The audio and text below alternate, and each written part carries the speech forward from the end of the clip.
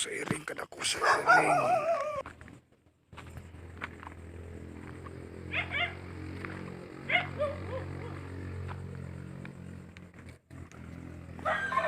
Kadako sa iring.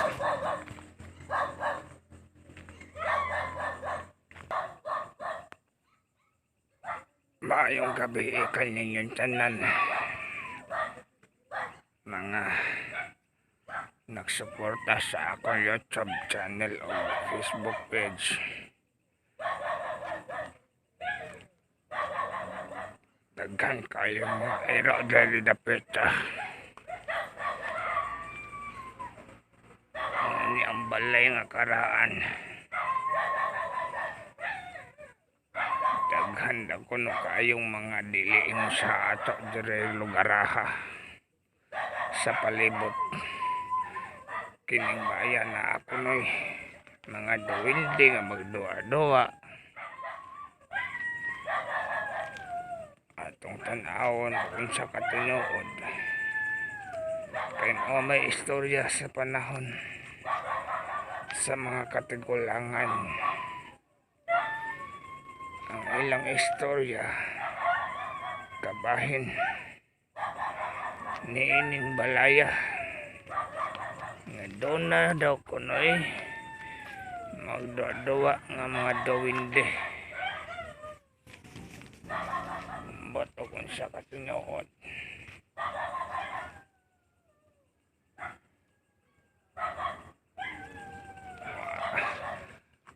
Mao may ilang mga istorya o yung sa mandong ni kanaas baka nibitin.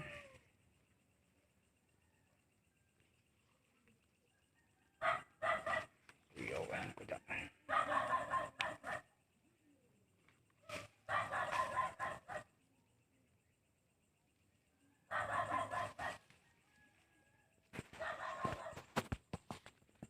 hindi ko yawan ko ganina kay doon na ni kanaas pero bungaran na sa tungon ako na ang mga kahadlok.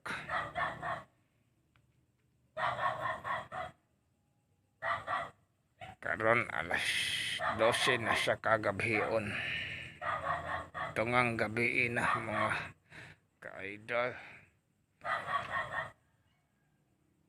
Atong balikan ang istorya doon na ko ni mga dawindi nga magduwa-dula ni ining balaya tungo sa gidugayon na nagian og bagyo. Una niyang hitsura sa balay karon ang karaang balay ni Lola Tikyang. Itago talang nato sa pangalan nga Lola Tikyang kay Tikyang man ang istorya sa unang panahon. Tikyang kuno katikyang kuno ning balay sa katinuod maura po na atong nadunggan sa mga hubit-hubit sa mga istorya sa unang panahon.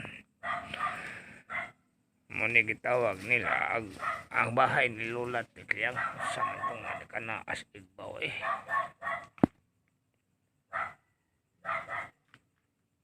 na amaday ilaga nga nagdagandagan kaya sila dawindi ilaga man di ay nas Igbaw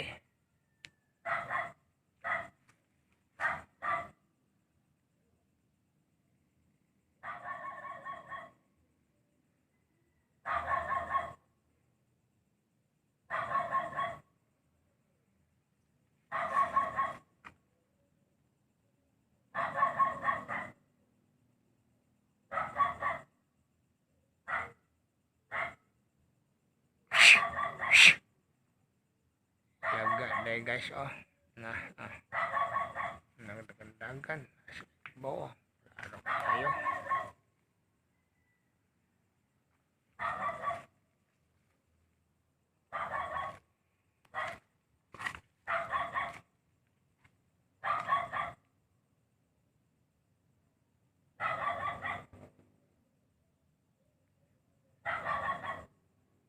naputol lang atong istorya mga ka-idol.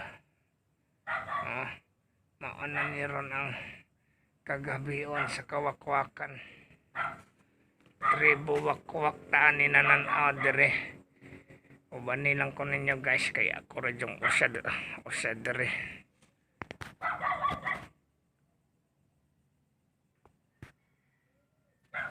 Ako rin usad dire guys. Paroy-paroy dire sa karaang balay.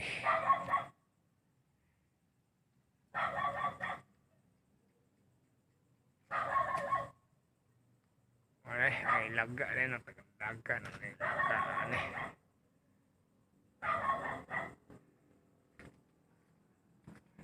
Asa naman ito pa doon?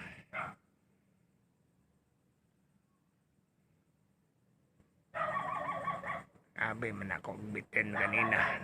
Nakuyawan ko. Nagtuo kong bitin. Kaya di po ba yan kakumpensaan ng lugar ha. Kaya tanaw na ako subo kastanan. Murag daghan siguro. Na sana diha. Daghang mga bitin siguro.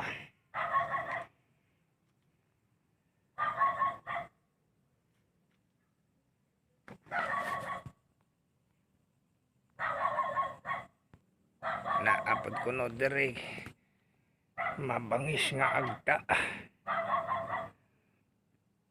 Ang mga agta o ang sigbin maguban-uban ko ng duha. Manya ang mga tao diri sayo kayo tanan mga tulog kay tungod sa kahadlok nila aning agta ug ang tambalos-los magbugno kuno na sila dire panahon sa hayag ang bulan magbugno kuno na ang agta ug ang tambalos-los ug diha sa sigbin ang sigbin kuno binuhi sa kuno na sa agta kanya magbugno nog ang agta ug ang tambalos-los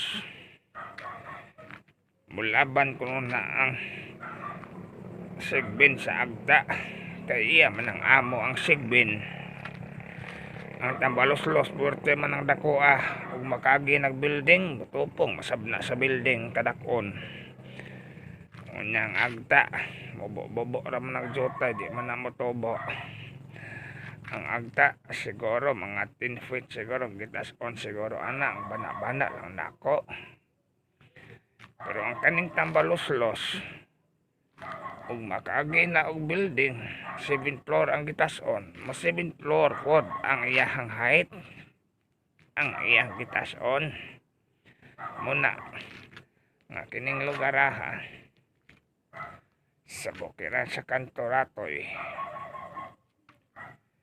dili ni siya basta-basta ning lugar ha dire kay kanunay kunong nang magbugdo ang tambalos-los ug ang agta magkubati kunong nagmaayo labi na hayag ang buwan mao nay gawas nila mag-sparring kuno na sila magbinugduay og hang sigbin mulaban sa agta kay binuhi man nga sa agta ang sigbin mulaban sa siyang amo ang agta o ang sigbin magkuyog pirmi ang duha magkuyog guys silang duha pirmi gubot paslokot mga ka-idol kinang bukiran sa Kantoratoy ni amaning balay ni Lola Tikyang dire gitago talang sa ngalan nga Lola Tikyan sa bukiran sa Kantoratoy dire ang pinakangilngig na ay kantasma na asad kunoy tambalos-los ako makabalo og unsa kanang kantasma og tambalos-los ang kantasma lahi sab kuno na og ang tambalos-los lahi sab pero para nako murag sila ra ng kaliwata tambalos-los og kantasma morning ako walay sikadlokan walang kinatatakotan hindi pa na ano ang takot ko, hindi pa naubos. Ito, may mga white lady daw dito, daw hindi na nakatira sa bahay na to. May mga tikbalang at kung ano-ano pa, mga engkanto sa bahay na to.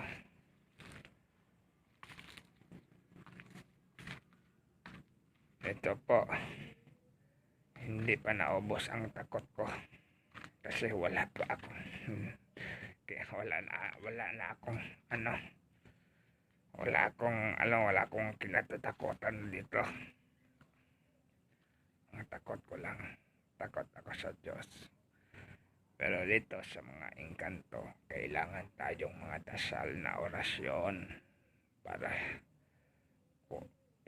hindi tayo hindi tayo matalo sa kanila. Ito po, aakyat ako sa ibabaw. Gawin kong umakyat. Sakas ako sa igbaw, makasaka pa baka ako nga 85 anyos naman ko.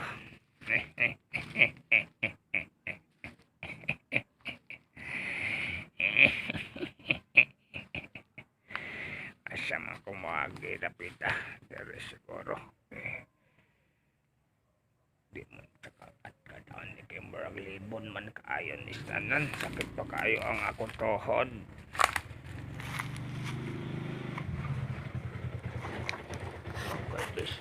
Okay, Santissima.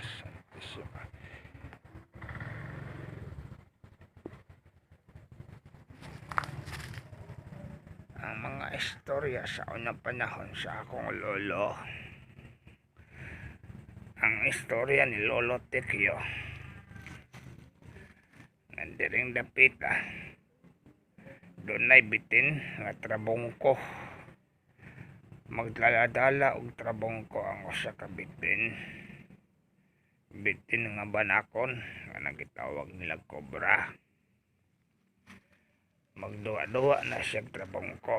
Ang kanang trabongko mao kana siya gitawag sa kinaraan nga istorya nga bulawan kana siya nga duwaan sa bitin. Hayag kayo na siya. Kay tungod sa kasilaw niya, ang mga mananap maaghat sa pagduwa-duwa tungod sa kasilaw sa usa ka bulang bulawan. Mao kana ang ilang kalingawan matag hayag ang bulan. Ug hayag ang bulan, magdula-dula ang mga bitin, nga mga banakon nga bitin ug sawa nga bitin. Mao kana ilang duwa-duwaan kanang bula nga bulawan.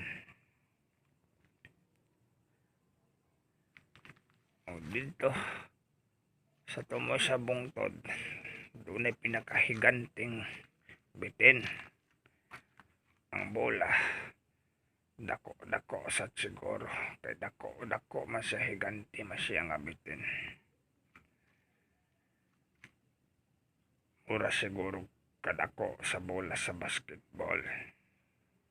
Ang bitin nga mga banakon, ang ilang giduwaan nga bola susama kadako sa bola sa tennis.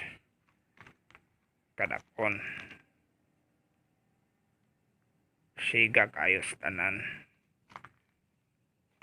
Unya doon na tao ato nga nagpasipang kuhaon nila ang bola nga bulawan.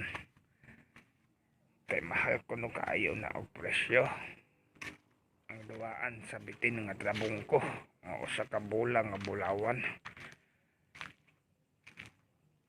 Ug makakuha ka na madato kuno ka, pero kinsabay mga ahas nga makakuha na ay dagko makayos tanan ang bitin. daw susama kadako nining punuan sa batiles. Siguro ang tao nga makakuha niya na dili basta-basta, dunay mga ngilingig nga mga dasal nga mga orasyon. Kay ang kanang bitin doon na kana sila gipanag-iyahan nga mga bulawan. Unya ang makakuha niya na kadto pong mga tao nga orasyonan.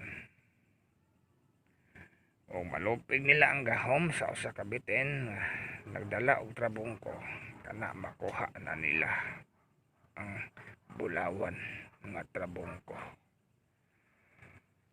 Pero og dili kay nimo makuha, munay pag-ingnon nga way swerte. Kung makuha man ganin nimo, wa pa siguro og malamoy kasbitin. Delikado kayo. Mao na siya dire nga ang balay ni Lola Tikyang di pa nag-iyahan sa usa ka mga dili basta-basta nga nilalang.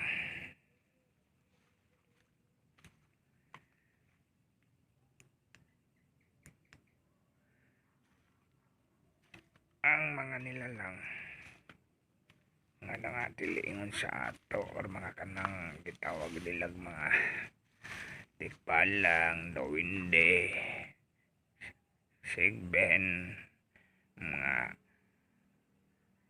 agta, mga tambaloslos, o unsa pa na diha, mo na mga ngilingig nga mga nilalang.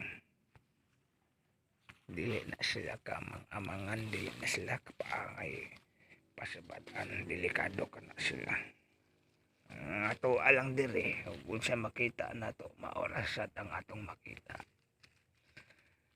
Dili lang po dato sila, unsaon ato apon nga dili lang po nila pasabatan.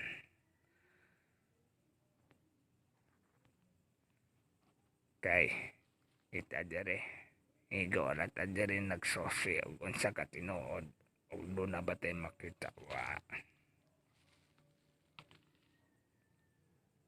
So ayan na to og unsa jud ang itawag na nang maghunting tagos, magtan-aw mangita tagos hante, maghunting tagos, magtan-aw ta didto og unsa ka tinuod og naabay ghost. Mga engkantohanon, mga espirituhanon na ngilingig kayo nga dili basta-basta. Pasensya na mo ha, ani ami karon dere sa inyo ha. Ampoy, unsa man to? Sa imong bato-bato diha oy.